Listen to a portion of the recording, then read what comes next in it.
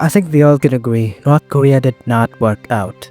When you hear the term North Korea today, you automatically think of a ragtag power structure exercising absolute rule over a starving, brainwashed, and barely educated population. And you'll be pretty right to think that. But that was not always the case.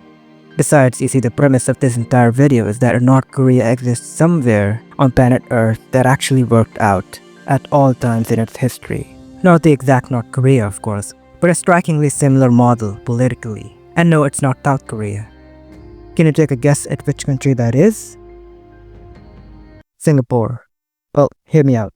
Both North Korea and Singapore started out as small, battered entities under foreign influence. The Japanese for the North Koreans and the British for the Singaporeans. Both faced instability upon their inception. Singapore when the British left and North Korea when the Japanese Empire collapsed. Both had dictators suppressing opposition and doing some very scandalously unconstitutional things. But today, only one of the two countries can really be called successful in practically every aspect of society. Why is that? Is it the ideology behind the two countries? Is it the leaders that shaped it? Or is it the people under which the systems were contingent? Let's find out. We know both nations were invaded, but only Singapore was exploited.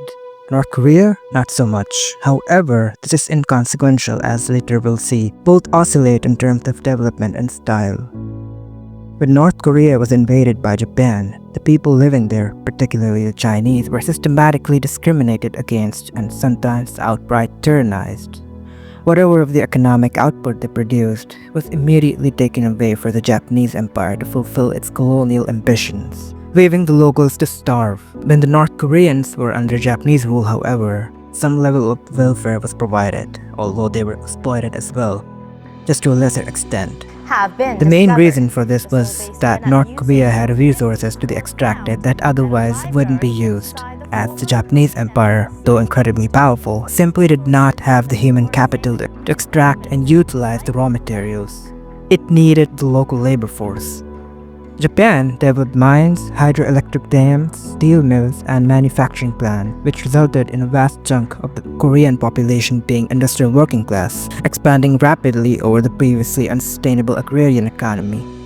The problem is, though, this was over a period of 40 years. Singapore, under Japanese and British rule, never experienced such stability, not once. When the British ruled, riots were a common happenstance. When the Japanese invaded, massacres were common. When the Japanese left, there wasn't much going on for it except the British exploiting it for rubber and tin trades. Unemployment was rampant, contrasting with the Northern Korea's industrial working class who were in a relatively better condition. When the Japanese Empire collapsed, and the last bit of its colonial influence was retreating, North Korea was immediately captured by the Soviets, whereas Singapore went into a state of gradual rebellious sentiment against foreign rule.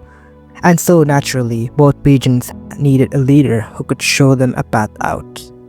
This leader from North Korea was Kim Il-sung, a revolutionary showing a promising communist future for the envisioned state by the Soviets. A much-needed buffer against the growing capitalistic American influence in South Korea, a totalitarian dictator within power, all things considered. He is to inherit the Japanese-built industrial infrastructure, giving him an advantage. With Singapore, it was Lee Kuan Yew, a stern, pragmatic but authoritarian dictator who could potentially turn the tide for the pathetic economy and cohesion of Singapore at the time. Spoiler alert, he actually did. Which ironically earned him the title of a benevolent dictator in various academic circles, which sets the theme for this entire video. Oh, and he inherited nothing from the transition of power. Singapore was a literal swamp. So, the two leaders were set, showing a prosperous, powerful, and cohesive future for their respective countries.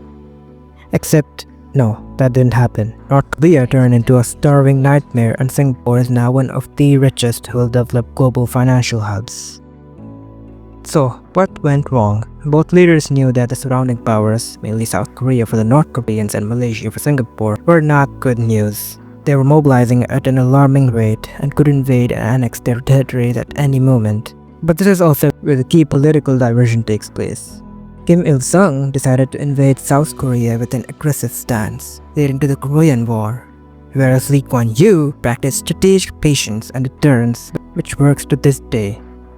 I mean, sure, Kim had the confidence of the USSR backing him, which Lee lacked, but Lee was also a staunch anti-communist, projecting the informal and later formal alliance with the West as opposed to Soviet blocs. Kim found out his decision to invade South Korea was terrible. The Japanese infrastructure, which could have given him an advantage, was now completely destroyed by the United States' aerial campaigns, whereas Lee's decision to not make an aggressive and erratic move paid off. Singapore was relatively undisturbed.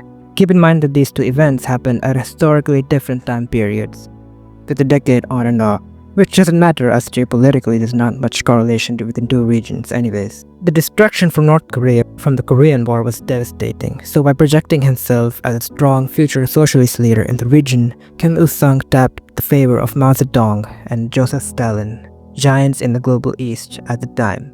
Whenever he asked for resources, financial aid, trade pacts, knowledge, they delivered. They could not afford to lose North Korea, being the socialist microcosm, against the American-backed South filled with filthy capitalists.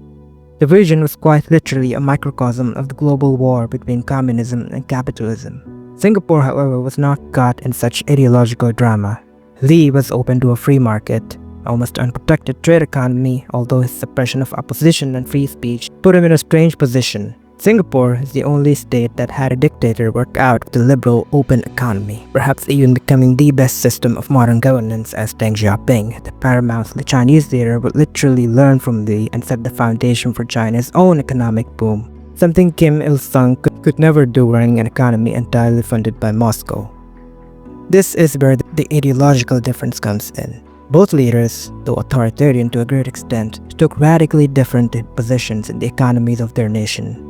Lee adopted a staunch free market, open to foreign investment economy, whereas Kim adopted a closed, totalitarian command economy. He called Juche, or self-reliance in Korean.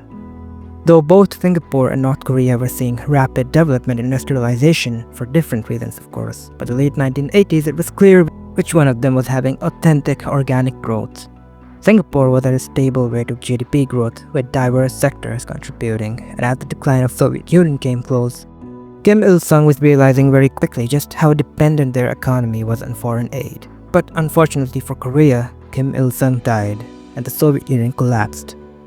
The Soviets were the last anchor they were holding on to, and it was clear no more foreign aid and expertise could be afforded for them. The North Korean economy went into a free fall, with famines being common. But the successor of Kim literally did not care, possibly under the influence of years of ideological brainwashing done by the Kim dynasty by that time. At this point, even China was seeing early development in Shenzhen, as Deng Xiaoping had already laid the foundation for what would become modern China. Here's what Lee said about it indirectly, taking jabs at the regional command economies during his 1980 election speech. On the other hand, exact opposite, the close control command economy of the Soviet Union, Communist Russia. The Chinese tried the communist model with their own modifications, and it's failed. And they have admitted that it's failed. And they are trying to pick up the same competitive spirit between workers, between different enterprises, which they notice in Hong Kong. So they have opened a new town on the border with Hong Kong called Sam Chun, and they are inducing Hong Kong entrepreneurs to go and create employment. And Dr. Lee Siew Cho and Mr. Jayaratnam talk as if these things have never happened. They haven't learned. For context, the CCP under Mao was discussing the need for foreign investments and an overall mixed economic policy as early as the 1970s. Many would argue Lee served as the final catalyst which pushed China into what it is today.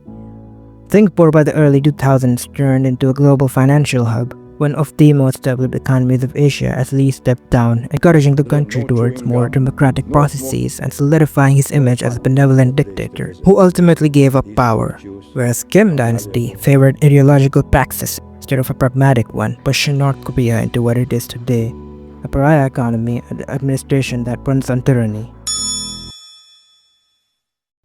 If you enjoyed my video, consider subscribing, as it helps a ton in showing my absolutely insightful, supremely wise geopolitical and historical analysis to the world. Thank you so much for watching.